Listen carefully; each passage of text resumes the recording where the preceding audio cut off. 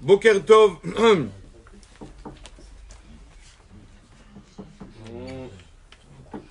Aujourd'hui donc, le 9 du mois de Elul et le 9 septembre, Bezrat Hashem, on va, je vais dire quelques mots sur les Selichot. Et après, pour le conseil, grâce au conseil des amis ici, donc on va dire quelque chose sur le chiffre 9, c'est pas n'importe quoi.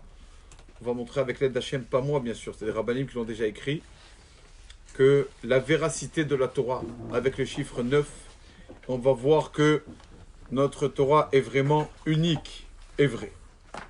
Déjà sur les Selichot, regardons un peu comment une personne, quand on n'y est pas les mots comme il se doit, alors regardez comment on peut transformer les choses. Il y a une des chansons, c'est tellement belle, les Marancha Elokai, pour toi, Akadosh Baruch Hu. Retse Amlecha Shichar. Retse Amlecha Shichar. Accepte le peuple Shichar, qui s'est levé tôt, comme Shacharit le matin. Accepte ce peuple qui est venu te voir. Les Halot Panecha. Les Halot Panecha, ça veut dire prier devant ta face. Les Halot Panecha. Avec un chet. Les Halot, c'est prier quand on fait avec la gorge gutturale. Les Halot. Quand quelqu'un ne fait pas attention, comme ça arrive souvent, au lieu de dire les halot, le chet, on dit les halot. Les halot, ça veut dire exterminer. Comme ça, le mot kelaya, comme ils disent en arabe, chelia, comme ça ils disent. Les halot panecha. Exterminer ta face. Parce que le chet, on le transforme en chaf. Change tout. En une lettre, on change tout. Ça veut dire les halot panecha, prier vers ta face. Malheureusement, on entend des gens qui disent comme ça. On dit les halot. Exterminer. Le chaf, c'est une chose. Le chet est une autre lettre. Deux lettres différentes. Donc, faire attention. Aussi, dans ce même psaume, on dit Shiva, écoute-nous, va assez et fais alte achar, ne retarde pas. Fais du bon pour nous. Et quand quelqu'un ne prononce pas bien, des chanteurs et tout, ils disent va assez al. Au lieu de dire assez, fais pour nous. Alte achar, ne retarde pas. Va assez al, ne fais pas pour nous. C'est al, comme ça ils disent te'achar, pas du tout. Il faut dire va assez fait, al te'achar, ne fais pas retard. Combien on doit faire attention à tout ça. Après ce psaume, on dit Adonai Shema, Adonai Selacha, Adonai Akshiva, va assez al te'achar. Akadosh Baruch Hu écoute, Akadosh Baruch Hu pardonne, Akadosh Baruch Hu prête attention à nous et fait va assez donc al te'achar. Pourquoi on dit ces trois choses-là? On a Shema, écoute, Selacha, pardonne, Hakshiva, encore une fois, écoute, prête ton oreille, va assez et fait. Nous disent nos sages, quand une personne dit ces quatre choses, on sait qu'il y avait, la Gemara nous raconte dans Sota qu'il y avait, quand il y avait le tribunal rabbinique, il y avait 4 sortes de peines de mort.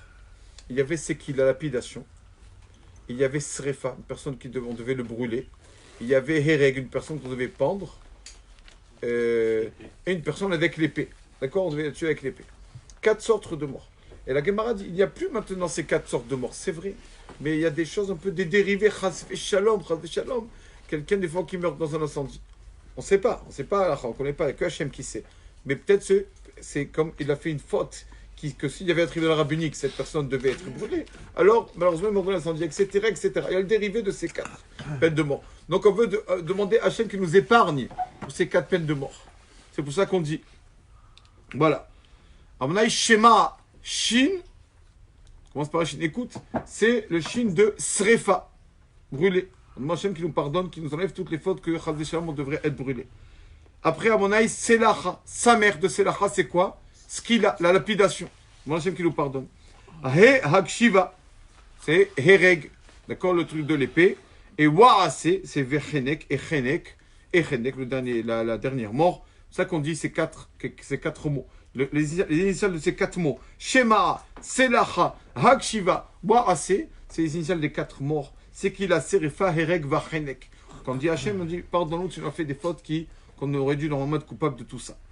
Aussi, Shema'a, Selacha et Hakshiva, si on regarde, c'est Shema'a commence par un Shin, Selacha par un Samer, et Hakshiva par un, ça fait Shin, Samer et 365. On dit Hachem pardonne ce qu'on a fait les 365 jours de l'année. C'est tout. C'est ça qu'on dit, c'est ça, Shin, Samer. Aujourd'hui, donc, voilà, comme on a dit, Bezrat Hachem, je vais essayer d'être en même temps bref, mais en même temps aussi d'un peu détailler les choses pour comprendre vraiment les personnes qui veulent aujourd'hui une preuve irréfutable que notre Torah est surhumaine et ça n'a pas été écrit par un humain. D'accord? La personne qui veut une preuve, voilà, Bezrat Hashem, aujourd'hui on va dire la preuve. La personne qui réfute ça, comme j'ai dit hier en rigolant, je lui donne mon carnet de chèques avec ma signature, ici, il dit ce qu'il veut. Il met le montant qu'il veut. Il prend le chèque. C'est celui qui arrive à réfuter ça, cette preuve comme notre Torah est vraie. On va commencer par une question. Comment ça se fait que on voit dans les chiffres quelque chose de bizarre? Le 1 est différent du 2, le 2 différent du 3, le 4 différent du 5, etc. Mais on voit deux chiffres qui se ressemblent, le 6 et le 9. Un qui est à l'endroit, un qui est à l'envers. Ça fait des embrouilles, ça. Des fois, on gagne, on joue au loto, on arrive au dernier lot, on sort le chiffre 9, il dit non, c'est 6. Et allez, on commence les disputes, et finalement, ça apparaît. Pourquoi le 6 et le 9 sont... Est-ce qu'il y a réponse à cela? Pourquoi sont-ils différents, le 9 à l'endroit et un à l'envers? Alors, pour expliquer tout ça, Bezrat Hashem, on va juste préfacer. On sait que chaque lettre dans la Torah a une valeur numérique. Chaque lettre a sa valeur numérique. Donc, quand on regarde l'alphabet, de Aleph jusqu'à Yud, ce sont les unités. Aleph, Bet, Gimel, Dalet, et Vav, Zen, Chetet. Yud, c'est 1, 2, 3, 4, 5, 6, 7, 8, 9, 10. À partir de Yud, commencent les dizaines. Yud, Kaf, Lamed, Mem, Nun, Samer, Ain, Pe, Sadik, Kouf. De Yud jusqu'à Kouf, ce sont les dizaines. D'accord? Ensuite. De Kouf à Tav, Kouf, Reshin, Tav, les centaines. Ça, c'est ce qu'on appelle la Gematria Gedola, la grande valeur numérique de chaque lettre. Grande valeur numérique. Et il y a une notion qui s'appelle petite valeur numérique, c'est-à-dire, par exemple, le même, qui est 40, sa grande valeur numérique, des fois, on le prend en petite valeur numérique, donc on enlève le 0, ça fait 4. Le kouf, grande valeur numérique qui est 100, des fois, on le prend en petite. Non, en 1, on enlève les 0. D'accord, ça arrive comme ça. Donc, si on regarde Rabotai, Akadosh Baruch Hu a signé dans la Torah, a signé que c'est lui qui a écrit la Torah. Le sceau d'Akadosh Baruch Hu, c'est le mot Emet. Emet veut dire vérité. C'est dur d'être dans la vérité, tout le monde. C'est pour ça que Emet, le mot Emet, c'est la première lettre Aleph, la lettre du milieu, même la lettre de la fin de l'alphabet Tav. Parce que c'est dur d'être dans l'Emet, d'être quelqu'un de vérité, d'être droit. Quand on regarde donc la valeur numérique du mot Emet, Aleph, 1. Même, en petite valeur numérique, c'est 4. Tav qui est 400. En petite valeur numérique, c'est aussi 4. D'accord? Donc ça fait 1, 4 et 4, ça fait 9. Emet, le mot Emet, la Torah qui est Emet, 9. Le chiffre 9 dans la Torah, et on va le voir qu'il est vraiment là de partout. Par contre, le sheker, le mot sheker, mensonge, c'est Shin. Shin, petite valeur numérique, c'est 300. Petite valeur numérique, c'est 3. Kouf, grande valeur numérique, c'est 100. Petite valeur numérique, c'est 1. Et Resh, la grande, c'est 200. La petite, c'est 1. Donc, on prend petite valeur numérique de sheker, ça fait 6. 3 plus 1 plus 2, 6. Donc, on voit déjà pourquoi le 9 et le 6 sont complètement différents. On est ou dans la vérité ou dans le mensonge. On ne peut pas être au milieu. On ne peut pas être parvé. Donc, le 9, il est à l'endroit, le 6 à l'envers. C'est où on est émet ou sheker, ou dans le vrai ou dans le faux. Maintenant, on sait que le 9 aussi, pourquoi le 9 dans la Torah? Parce que le 9, on sait qu'on le multiplie par n'importe quel chiffre, on arrive à 9. Tout le monde sait. D'accord, 2 fois 9, 18. 8 et 1, ça fait 9. 3 fois 9, 27. 7 et 2, ça fait 9. 4 fois 9, 36. 6 et 3, 9. 5 fois 9, 45. 5, 4, 9, etc. Pour ceux qui sont forts en maths. Je vous laisse la suite. Donc, on voit que le 9, on le multiplie par n'importe quel chiffre, on arrive à 9. Il ne changera pas. Il restera dans le multiple de 9. Pour montrer que, vraiment, la Torah ne changera jamais. D'accord? Si on fait 9 fois, je sais pas moi, 9 fois 70, ça fait combien 9 fois 70? Hein? 720. 7 et 2, ça fait 9. Tout. D'accord? N'importe quel chiffre, on arrive à 9. Maintenant, voilà cette preuve comme elle est belle, comme la Torah est belle. Hachem a signé le 9 de partout. Comment on voit qu'Hachem a mis le Emet, que la Torah est une Torah de vérité, le chiffre 9? Regardez Rabotai. Prenez n'importe quel mot dans la Torah. N'importe quel mot dans la Torah. Depuis Bereshit jusqu'à Zot HaBracha. Peut-être c'est pour les prophètes aussi, je ne sais pas, je n'ai pas vérifié. Mais au moins les 5 Rumashim. De Bereshit jusqu'à Vezot HaBeracha. Que le dernier mot de la Torah. Prenez ces mots, n'importe quel mot. et on voit la grande valeur numérique de ce mot. D'accord? On prend la grande valeur numérique. Si on déduit la petite valeur numérique en petit, d'accord? On la déduit, on arrivera à 9. Toujours. On va prendre un exemple. Vous allez m'aider. Bereshit, on va prendre un truc facile. Hein. Bereshit, bara Elohim, et hashamaim. Le mot et. Aleph, c'est combien? 1. Tav, c'est combien? 400. Donc, la grande valeur numérique, c'est combien? 401. D'accord? On diminue, on déduit la petite valeur numérique. Aleph, c'est 1. Et Tav, c'est quoi en petite valeur numérique? 4. Donc, ça fait 5. Donc, de 401, on enlève 5. Ça fait combien?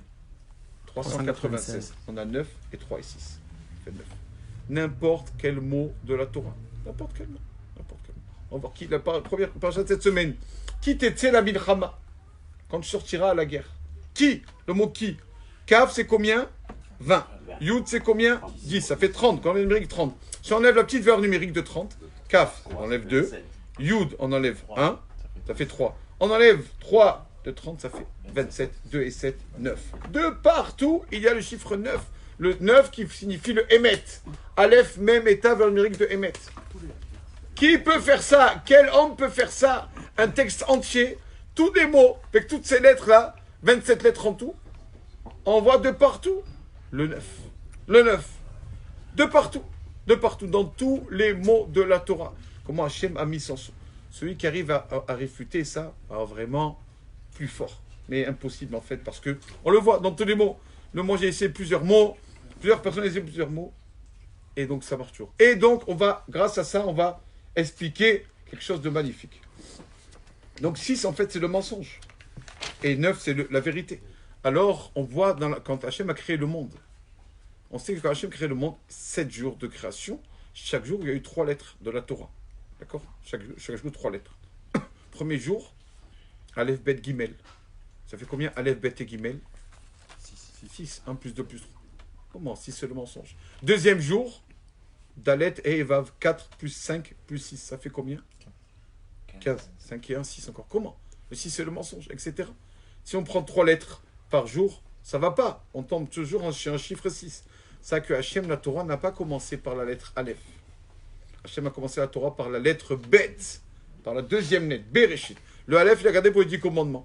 Et quand on commence, d'accord, le décompte des lettres, on commence par le Bet, là on arrive à 9. On y va.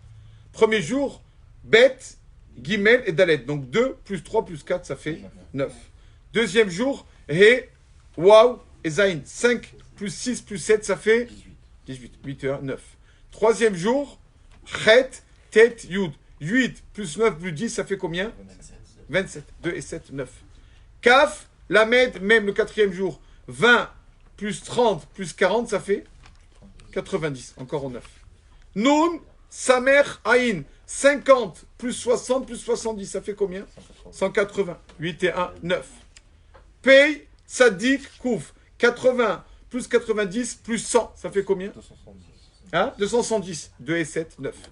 Et le dernier jour de création, Resh, Shin, Eta. 200 plus 300 plus 400, ça fait 900. On voit encore 9. Chaque doigt de création, on voit le 9. Tout. Donc celui qui voit, on voit tout ce qu'il veut, qui a envie de voir et d'ouvrir ses yeux, comme notre Torah est belle. Le 9 est signé dans tous les mots de la Torah. S'il vous plaît, trouvez-moi un mot qui n'a pas, que ça ne marche pas. Je ferai opposition à mes chèques, mais il n'y a pas. Ça n'existe pas pour montrer comme notre Torah est tellement belle et c'est quelque chose de surhumain. Ça nous aide à comprendre qu'on ne comprend rien, parce que nous ne sommes que des hommes. Donc c'est quelque chose, la Torah était quelque chose de tellement haut, surhumain, qui a été écrit par Hachem. Il y a beaucoup de choses qu'on ne peut pas comprendre. Baruch Adonai Le'olam.